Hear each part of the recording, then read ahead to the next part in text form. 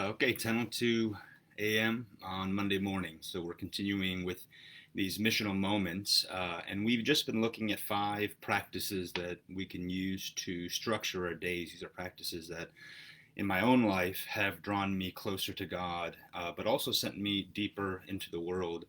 And so we've been looking at the 5 practices of peace: pause, eat, ask, commune will be for today, and then next week we'll look at examine.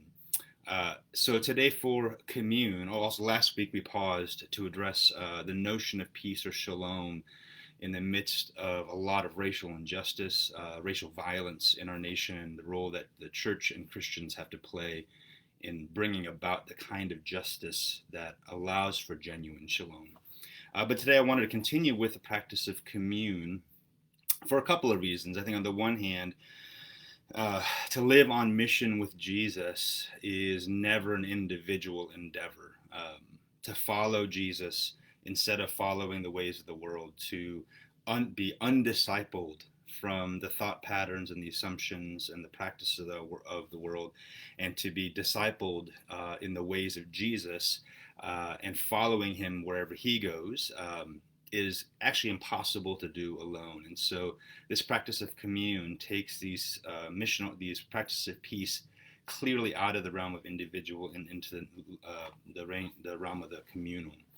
But another reason why this is such an important practice to consider, I think even now in this moment, is most sociologists are noting how important small local communities are for genuine change and renewal in neighborhoods and communities. So change happens through local solutions, through local communities being activated to seek the good of their neighborhood. And so a lot of what we're hearing now with the protests is the need for law enforcement reform, that the police brutality is a very real issue. Where is that reform going to come from? Chances are it's going to be at the more local level. More at the level of city governments than at the level of federal governments, let's say. One Christian author also talked about, when you look at the history of how God has moved, God has almost always used small local communities. On the one hand, God loves to use the weak things of the world. But on the other hand, the author notes how large groups can transmit culture, large groups can sustain a culture, but it's only small groups that can begin to change a culture. And so this practice of communing with a handful of other Christians in a shared context is a practice that I think can actually bring about some very concrete change locally.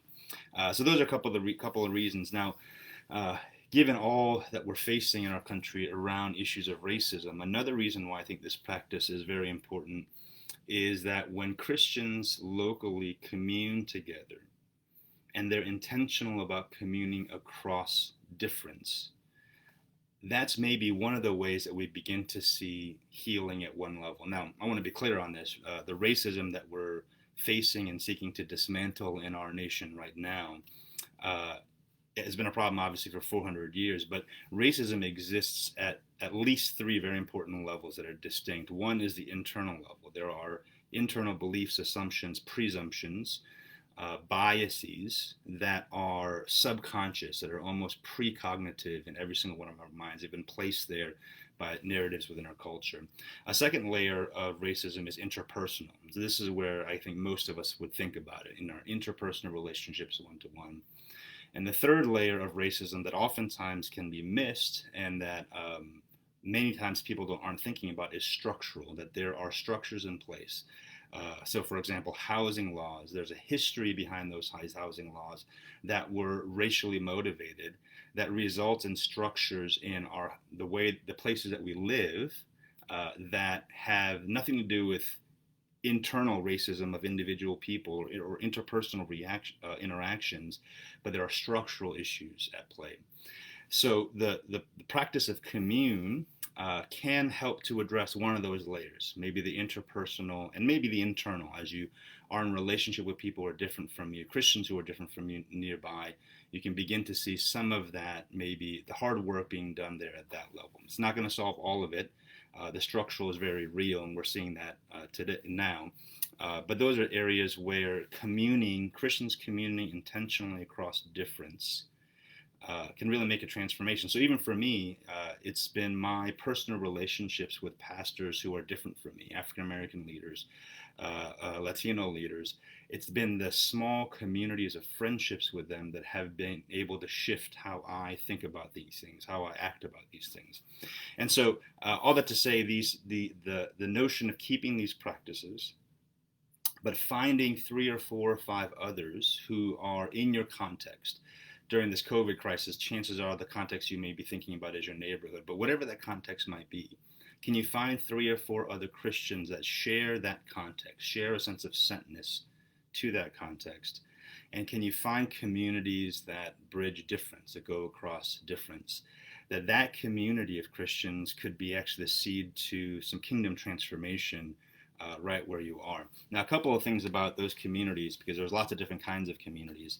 As you think about who are those 3 or 4 Christians that share your sense of sentness to a particular context, one of the things that you want to make sure to do as you practice communing together is to center missional action. Now, what I mean by that is, groups gather for lots of different reasons.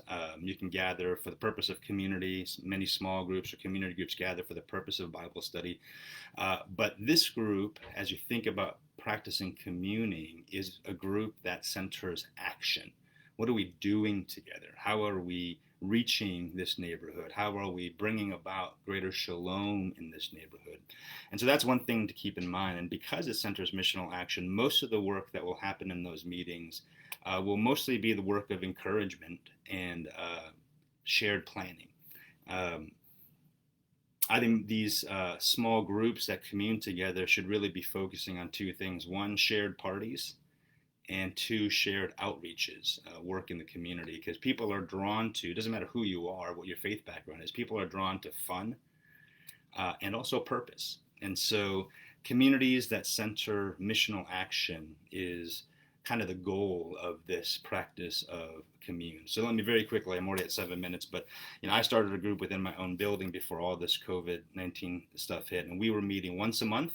We met for a monthly waffle brunch in our apartment. And what we did there is we just shared with one another how things are going with the friends that we're opening up our lives to. So we share things, updates and great conversations that came out of questions that we asked or meals that we shared. But we would also spend time planning fun parties together that we would throw for the building. And we were beginning to plan an outreach that maybe we could work with the local elementary school where we have some connections to do something there. We never got around to it because COVID hit and suddenly everything was kind of thrown up in the air. But that's the sort of thing. Maybe you meet once a month, encouragement, prayer, maybe read sections of the Gospels to remind us that we're following Jesus together. But it's mostly going to be about encouragement and shared planning. So this week, when you think about commune, it's going to be a hard thing maybe to act on in this moment, but who are 1 or 2, maybe 3 other Christians that would be drawn to living out these practices with you, would be drawn to this vision of a life of purpose with Jesus, who would want to join you in that.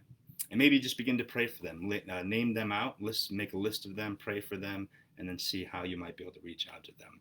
So something to consider: pause, eat, ask, commune. We will never be able to do this alone, and we were never meant to. So I hope you can get started on that this week, and we'll see you on Thursday for a Q&A to talk a little bit more about lots of practicalities here. But thanks for joining today.